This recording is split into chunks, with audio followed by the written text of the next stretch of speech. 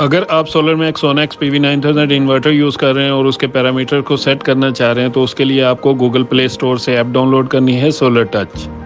App को open करने के बाद अब आपने ब्लूटूथ कनेक्शन सेलेक्ट करना है।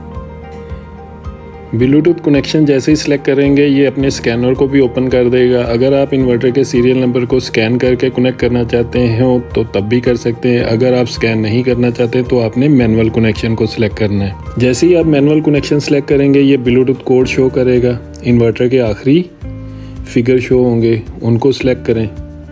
अब आपका इन्वर्टर मोबाइल के साथ आपके ऐप को कनेक्ट कर रहा है ब्लूटूथ के ज़रिए।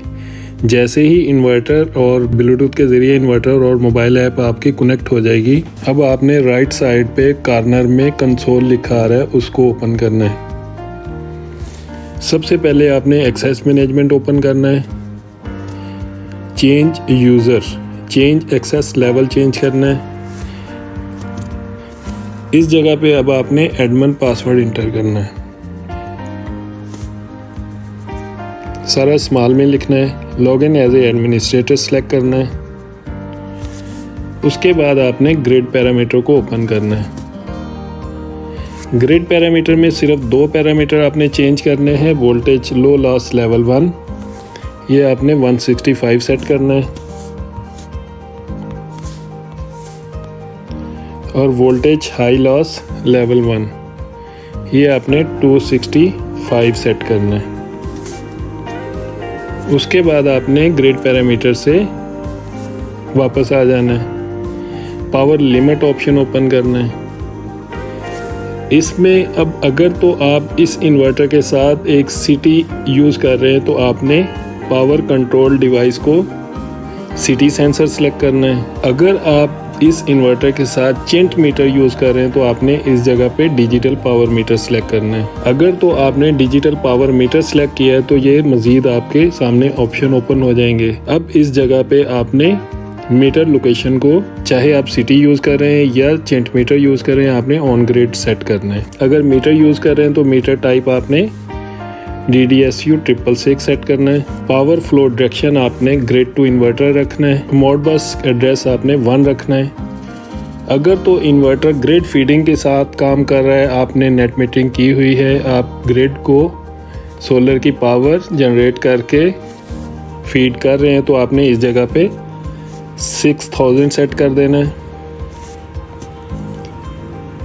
अगर आप नेट मीटरिंग नहीं की हुई, आपने ग्रिड को फीड नहीं करना इन्वर्टर के थ्रू, तो इस जगह पे आपने 0 को सेट करना है।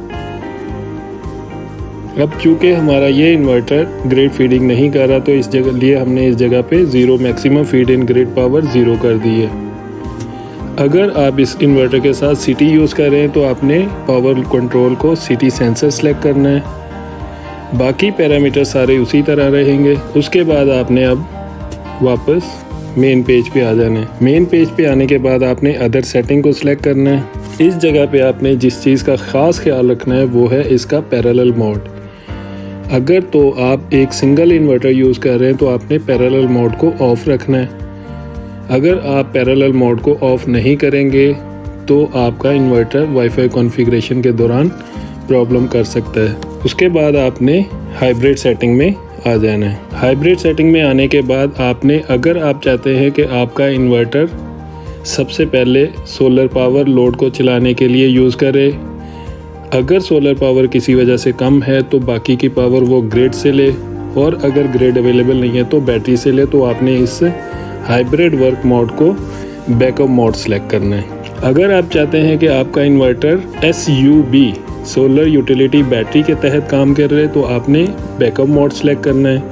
अगर आप चाहते हैं कि आपका इन्वर्टर सबसे पहले सोलर पावर यूज़ करे लोड को चलाने के लिए, अगर सोलर पावर कम है तो बैटरी को यूज़ करे, और एक ख़ास लिमिट जो आप सेट कर सकते हैं, उतने लेवल तक बैटरी को डिस्चार्ज करने के बाद ग्रिड को लोड चलाने के लिए सोलर के साथ इंक्लूड कर ले और बैटरी चार्जिंग मोड में चली जाए तो आपने हाइब्रिड वर्क मोड को सेल्फ यूज मोड सेलेक्ट करना है। अब चूंकि हम इस इन्वर्टर के साथ चाह रहे हैं कि ये सबसे पहले सोलर यूज करे लोड को चलाने के लिए, अगर सोलर पावर कम हो तो ग्रिड को यूज करे, अगर ग्रिड अवेलेबल नहीं है तो देन फिर बैटरी को यूज करे, तो इसलिए हमने इसको बैकअप मोड सेलेक्ट किया है। उसके बाद बैटरी टाइप, अगर आप पाइलोन बैटरी यूज कर रहे हैं, लिथियम पाइलोन यूज कर रहे हैं तो फिर आपने इस जगह पे पाइलोन सेलेक्ट करना है, लेकिन उसके लिए आपको इसकी केबल, ये जो मैंने डायग्राम शेयर की है इस तरह की, आपको एक केबल बनवानी पड़ेगी। वो केबल कनेक्ट करेंगे तो आपका बैटरी BMS के थ्रू पाइलोन वर्क करेगी।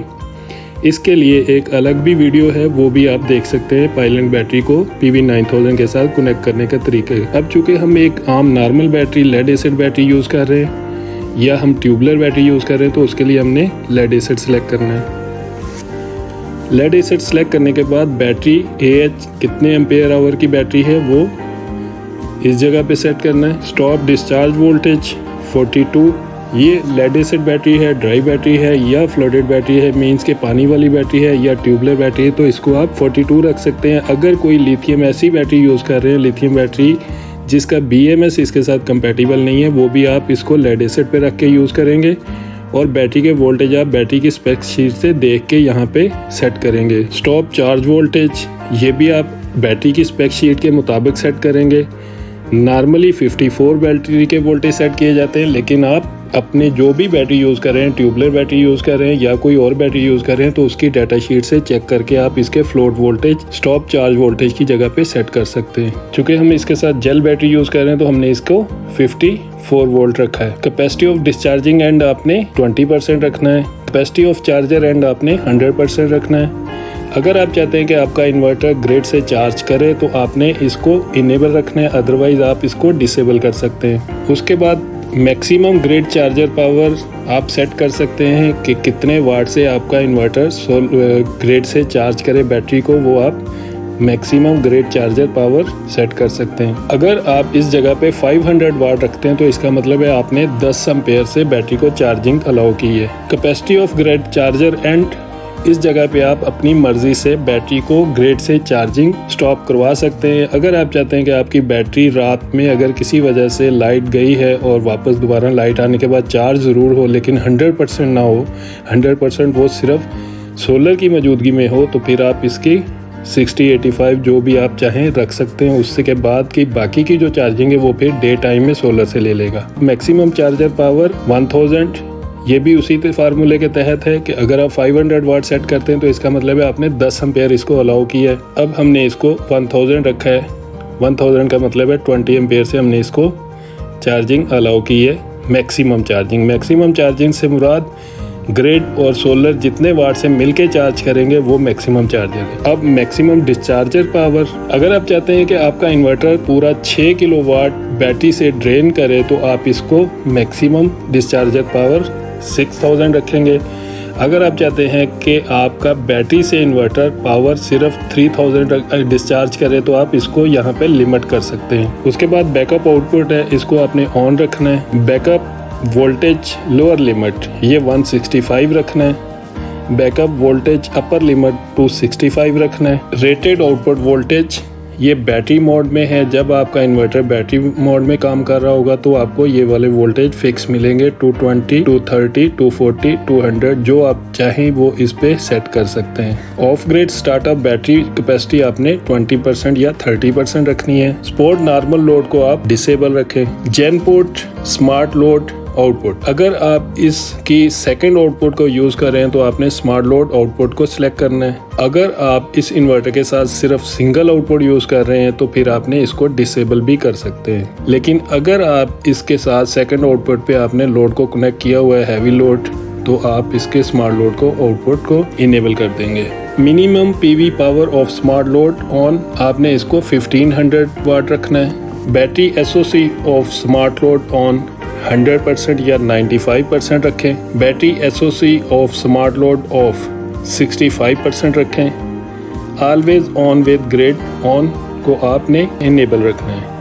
ये तमाम पैरामीटर सेट कर वापस मेन पेज पे आना है। क्विक सेटअप को सिलेक्ट करना है, 5 नंबर को सिलेक्ट करना है। ये जो ग्रीन कलर का आपको बटन नज़र आ रहा है, ऑन ऑफ बटन नज़र आ रहा है, इसको आपने अब ऑन कर देना है। जैसे ही आप इसे ऑन करेंगे सेटिंग सक्सेसफुल होगी तो आपके इन्वर्टर ऑन हो जाएगा। उसके बाद अब आपका इन्वर्टर नॉर्मल वर्किंग में आ चुका है। थोड़ी देर के बाद आप देखेंगे इन्वर्टर का बैकअप आउटपुट लोड ऑन हो जाएगा। अगर इस दौरान में किसी भी किस्म की कोई वार्निंग आप इन्वर्टर की LEDs में देखते हैं कि वार्निंग वाली अलार्म वाली लाइट ऑन है, तो आप ये जो ऑरेंज कलर का एक स्पीकर का साइन बना नजर आ रहा है, इसको आप अगर सिलेक्ट करते हैं तो आपको ये तमाम जो करंट इसके वार्निंग आ रही है वो शो कर देगा। अब चूंकि हमने इस इन्वर्टर के साथ सिर्फ बैटरी को कनेक्ट किया हुआ तो इसने सिर्फ ग्रिड की जो वार्निंग्स शो होती हैं वो शो करवाई हैं कि इसके साथ ग्रिड कनेक्ट नहीं है इस वक्त। ये तमाम वर्किंग स्टेप बाय स्टेप बताने का मकसद ये है कि किसी भी जगह पे कोई भी कनेक्शन करने के दौरान अगर इन्वर्टर कोई वार्निंग या फॉल्ट देता है तो आप फौरी तौर पे उस कनेक्शन को चेक करें कि